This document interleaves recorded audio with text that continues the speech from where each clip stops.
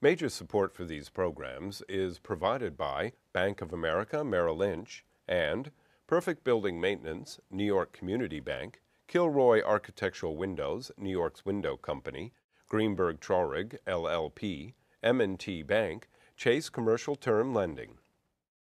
Additional support is provided by AVR Realty Company, LLC, Bingham McCutcheon, LLP, Briarwood Organization, Bruce Mosler, Capital One Bank, Cassidy Turley, C.B. Richard Ellis, Chelsea Lighting, Cushman and Wakefield, Dime Savings Bank of Williamsburg, Douglaston Development, DDG Partners, Hal Fettner, Durst Fettner Residential, Friedman LLP, Accountants and Advisors, Gemini Real Estate Advisors, LLC, Genova Burns and Gian Tomasi, Investors Bank, James D. KUHN Real Estate Center at Syracuse University, Corman Communities, Madison Realty Capital, Margolin Weiner and Evans, LLP, Certified Public Accountants and Business Advisors, Massey Knackle Realty Services, Meridian Capital Group, NEWMARK Knight Frank, Site Comply,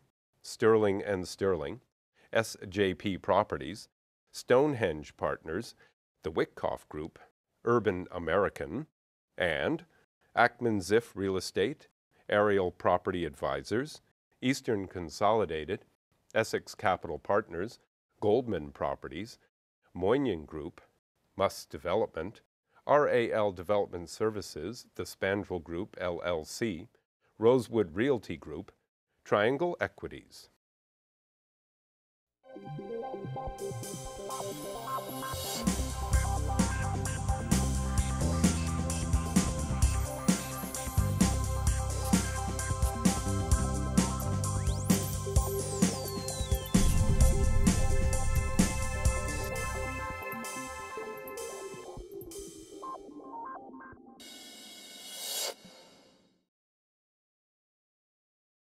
So here we are at the beginning of 2012. You know, certain people say the recession is over, happy days are here again, but you know, I'm the ultimate pessimist.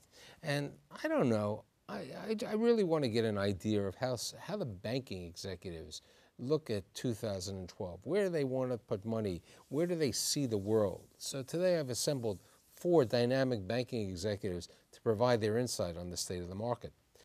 My guests today include Gino Martocci, who is the president of Manhattan and Long Island for M&T Bank, Kevin Cummings, who came over from the other side of the river, who is the president and CEO of Investors Bank, previously Investors Savings Bank. From the other side, originally from California, we have a new player in town, but they're not a new player. We have Jason Pendergeest, who is the executive for the commercial term lending for the Northeast for Chase Commercial Term Lending, also known as a small bank, J.P. Morgan. And last but not least, from Williamsburg, New York, a.k.a. Brooklyn, the chairman, president, and CEO? No president, just CEO and chairman. Chairman and CEO of the Dime Savings Bank of Williamsburg, also known as the Dime, Vinny Palagiano. Okay, so since you are the dean of banking, Vincent, how do you see the market? You know, you've been in the banking longer than all of us over here. Are you worried about 2012? I'm not worried about 2012, but I don't see a great expansion happening in 2012. I think it's going to be a relatively flat year. There are still residential 1 to 4 family type of problems that are going to be a while before they're resolved because of the entire court system. The multifamily business, the office business, the retail, I think it all in general will just stay pretty much flat and neutral and no big boom. Interest rate this year, I think the Fed is talking about keeping rates at the present level for at least the next year. So there's no incentive really for this boom to happen. Gino? Well, I think in 2012 you got 3 sort of short-term areas of uncertainty, right? You've got Iran and the Strait of Hormuz thing. Obviously, you have the EU crisis and if they're able to deal with that or not. And then you have the election and the sort of dysfunctional political class that we have in Washington today. So if we set those aside, I think the fundamentals of the economy are improving and they look pretty decent. And I think certainly in the New York City region, they remain pretty strong. You've got Wall Street layoffs that you have to pay attention to. But I'm actually, if none of the big macro uncertainties, the short-term macro uncertainties hit us, and if we get some clarity around who's going to be the next leader of the country, I'm actually very hopeful for 2012. Now, a little bit longer term, I think once interest rates start to move, they can move quickly. And a lot of the recovery in real estate has been dependent upon low interest rates. So that's troubling. Since Kevin, myself, and Vinny have been around longer than, he's the youngest one over here, I still remember when prime was 17 or 18%. I mean, the world, and I think you do bring up the fact that interest rates can move up. And part of the problems that banks get involved with, and it's not, you make a loan today, and we were talking before on a multifamily situation, it could be 3.5%, 3.75%. 5 years, it's like one of the guys who said to me, a great restaurateur, Shelley Fireman, he said, I don't like signing leases for 10 years. I like 40-year leases. I like 50-year leases. I like to be locked in. What happens? 5 years is a short time. What happens when that renewal and you're underwriting that loan at a certain level? What's going to happen? Well, it could be problematic in 5 years, but at least when we underwrite the loans, you have the stated rate, we're underwriting it at a higher rate to anticipate the interest rates going up. You'd be foolish not to anticipate rates aren't going to, although we've said it for the last 2 years, rates can't get any lower. They have gotten lower, but certainly rates are going to go up. And I think Bernanke has said that he's looking to June, not only all of this year, but June of 2013. Now, that has helped us in the multifamily space. It has hurt the residential sales. There's no sense of urgency for that 27-year-old, 30-year-old newly married couple to buy real estate. They'd rather stay, let things settle, and because rates aren't going up, and with the foreclosures, prices are going to go down. But we were talking prior to the show about, and Jason's out there doing predominantly multifamily. The rents and the numbers are so high, Vinny, today in the rents. I mean, they've reached a plateau, and I still remember, and I believe Gino and maybe Kevin was on my panel a number of years ago, and one of my symposiums, when Ofer Yerdeni said, my tenants are no longer working, so they go to the gym more, they spend more time in their apartment, they cook pasta, they're using more of my gas, they're using more of the hot water, and I'm getting lower rents. I mean, we've seen cycles over the years. I mean, do you think the multifamily rents have reached the height, or can they go any higher, Vinny? Well, our typical loan is in a rent-stabilized building. As we all know, rent stabilization is a restriction on the rents. It hurts the landlord to a certain extent, but it does build in some protection where the amount of future increases is almost unlimited. Comparing a rent-stabilized apartment, or forget about a rent-controlled apartment, to what a free market apartment, you're talking about, especially in Manhattan, 1/3 the rent-stabilized apartment to a free market. So again, we make probably about 60% of our loans in rent-stabilized buildings. The second factor why we're not too concerned about the rollover in 5 years, typical loan today, 50% loan to value, debt service coverage, 1.5, 1.6. There's sufficient coverage in there to allow basically, you have any? The taxes, I think we've got to think about taxes. Taxes are a problem. They're just getting out of control. I mean, we're talking on free market apartments, they can be 30%, 35% of the rent. Yeah. That's unsustainable. And it seems like the city is looking for Class 2 properties to carry the burden for the whole city, and it's not But again, work. That's free market properties. And you don't have that. Heating costs as well as you look at the other expenses. But as you move from stabilization to market, the assessments are coming in. Right. I think one thing we need to think about too is how do you segment these markets? As folks have said around here, there are some concerns about where rents could go with some of the high-end units, but as you look at the rent-stabilized units and the preponderance of those in the marketplace, they really do keep some pressures down on where the overall rent levels are. We're pretty optimistic on the marketplace because of that factor. As my colleagues have said, you look at the rents going forward, and you know you've got some certain increases built in. The rent regulation, rent restrictions going to allow you those increases because your market rents today are so far below where markets are today. You know, as I said prior to the show, Chase, you know, when the initial banking crisis came in, basically kept a very low profile in the metropolitan area, which was a smart profile. Gino did, everyone sitting over here, but Chase specifically and Citibank did nothing. I mean, they were just really out of business.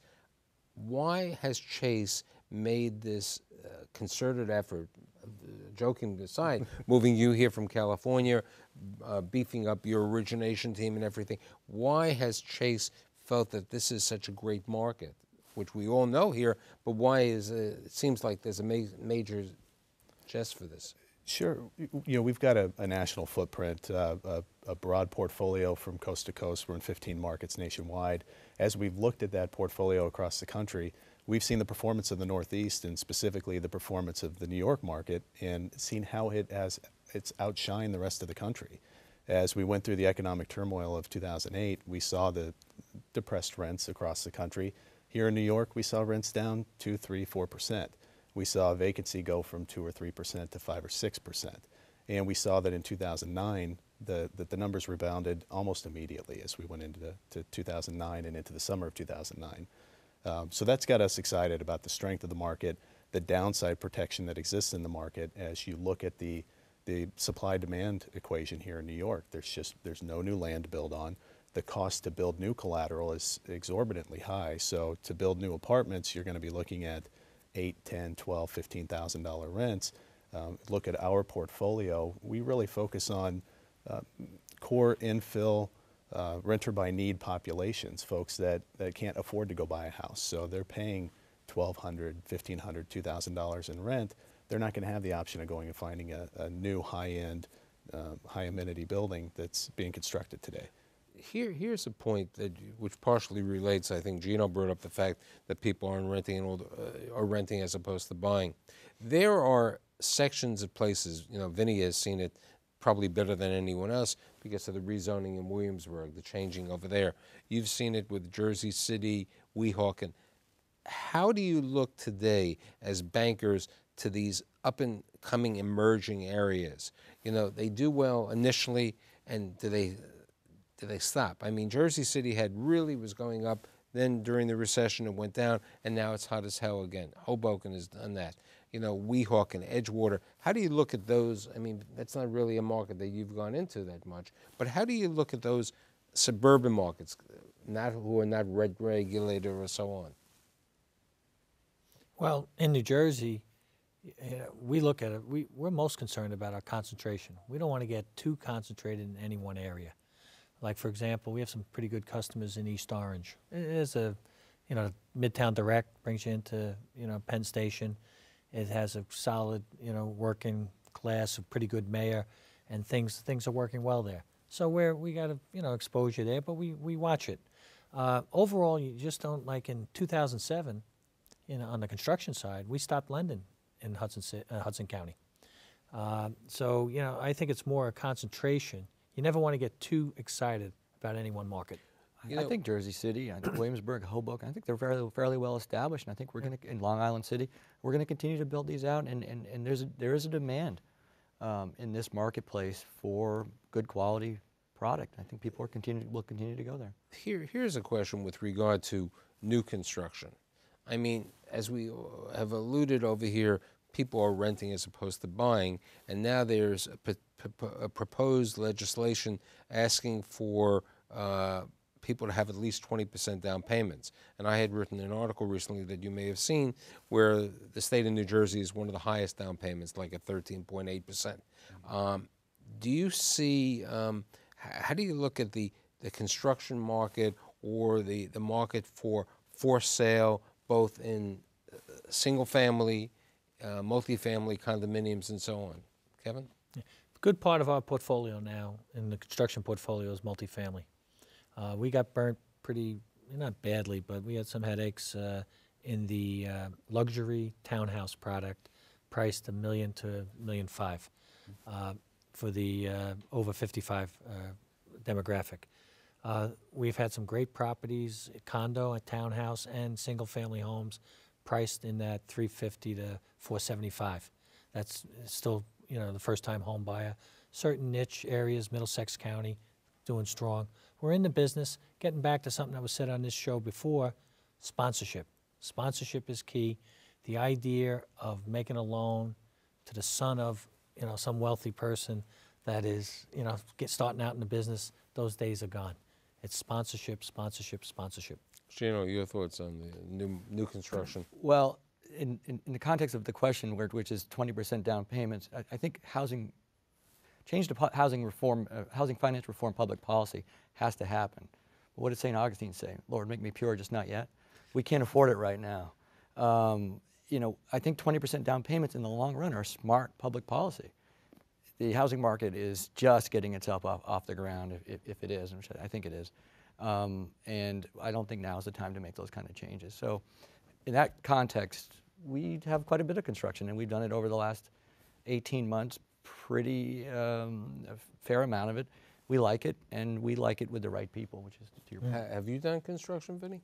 Very little, very specialized type of construction, if we've done anything at all. We'll do some local construction because of the peculiar neighborhood that we're in, with the very strong demand to remain in those areas. But I think construction right now, especially on the 1 to 4 family area, there's such a huge SPAC up on the foreclosure area. That's still going to come to market someday. And the courts are delaying it, and the government is delaying it. When that comes out there, it's not going to make sense to buy new when you could buy an older home for a cheaper price. Where are we seeing the foreclosures, though, in this marketplace? I mean, in Brooklyn and Queens a little bit, but not much. Well, they're in foreclosure, but they're not completing the foreclosure. The numbers relative to other areas are tiny. I've got a piece of property, my one family that I have that's in foreclosure out on Long Island, nice home. It's been 4 years. And the judge keeps on telling us to go back and negotiate and, you know, just delaying the whole foreclosure process.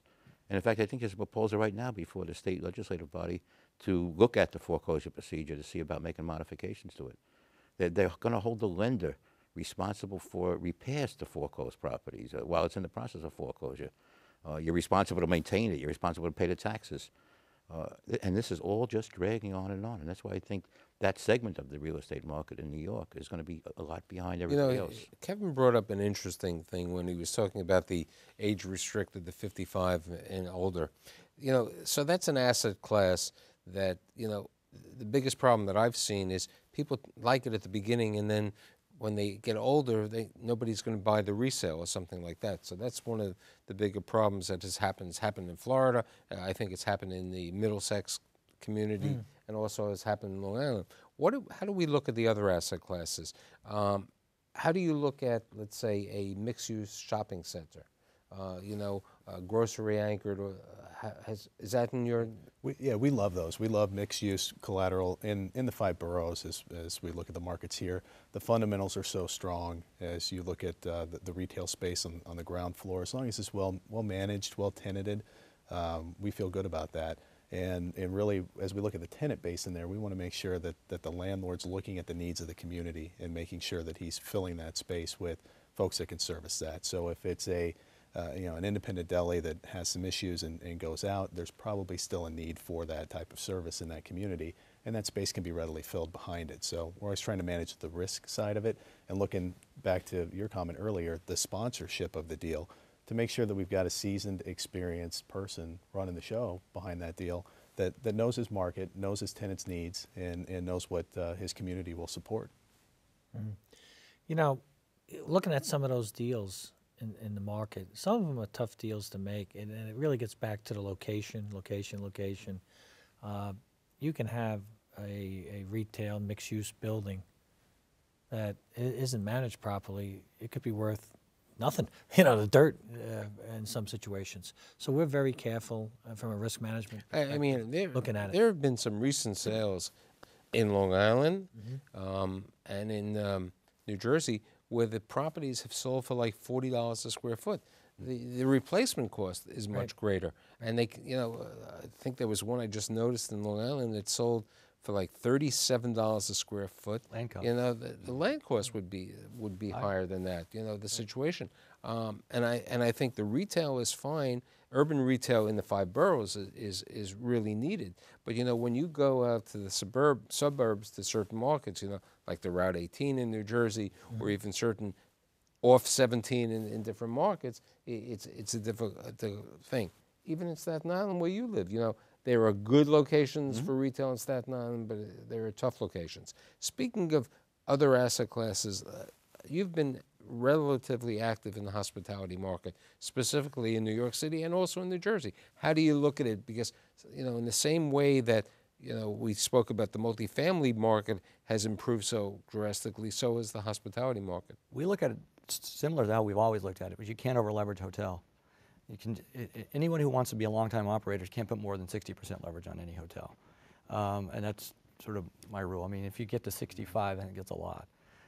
So with lots of cash in the deal, with experienced operators, we'll continue to do it. We actually have a huge amount of demand, and we've got to pick and choose very carefully with those deals that we want to do.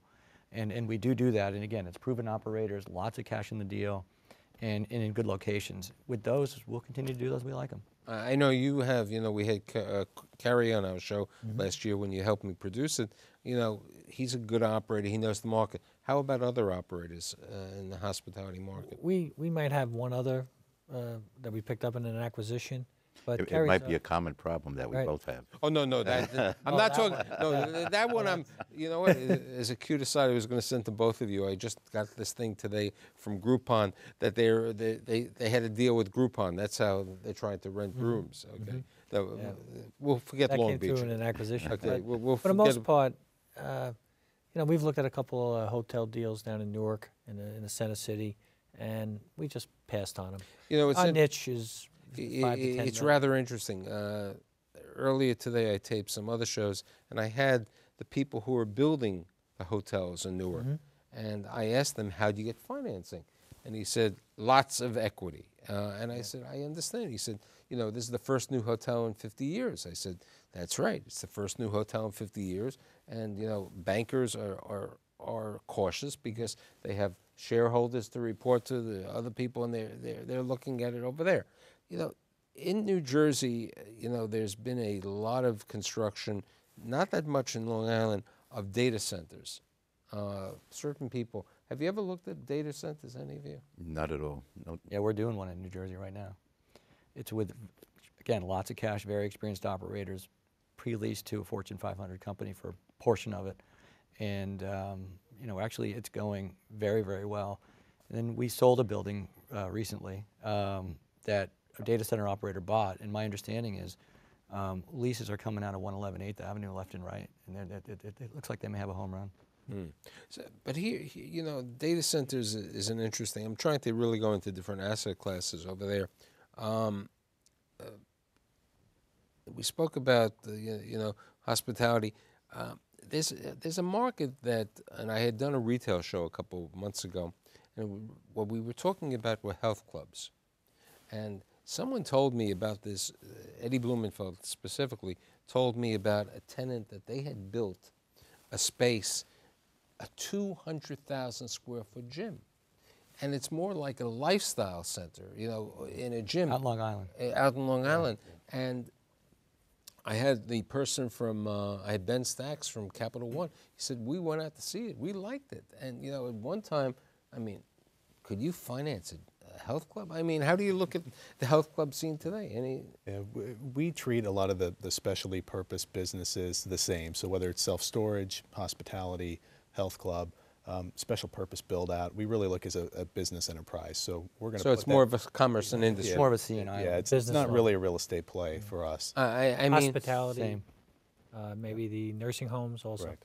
Yeah. no, but it was very interesting because what happened is they said, and the people who were involved, they told me, you know, these are places. I said, aren't you taking away from some of the tenancy if it's in a shopping center? He said, no, because the people are there 24 hours. So the parking lot is being utilized at different hours and so on. But, you know, when there's a recession, I look at it this way. People are going to reduce their expenses. I mean, it's January 1st. Every commercial's been on to go lose weight. So the gyms are over there, or the health programs. The kind of gym you just described is really a replacement for country clubs, right? Yeah. Correct. People don't want to commit to 5 hours on a Saturday.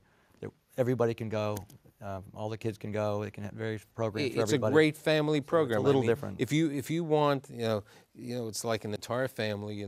They have all these facilities. They have a gym. They have all of these extra situations. So if you have my apples over there, they're not next to me. So if I had you on the show at the end of the year, how much business do you think you would have produced? What markets, Kevin, for the year? We're looking to continue in the multifamily space, continue to grow. Our big push as a bank is the C&I business, the full service, create more of a relationship organization. And we're looking to grow both through organic growth and acquisition. Gino?